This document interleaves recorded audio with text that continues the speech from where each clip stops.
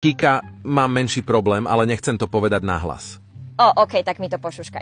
Dnes si ešte nekakal? Pst, buď diskrétna, prosím ťa. Ale, je to tak. OK, kľud, mám pre teba riešenie. Pre správne fungovanie metabolizmu je nevyhnutné potrebné množstvo vlákniny. Podľa mojich výpočtov ti dnes chýba ešte 10 gramov, takže ti pripravím fiber shake, ktorý nie je len chutný a dietný, ale pomôže ti aj s kakaním. Fú, veľmi ti ďakujem, určite to dnes vypijem.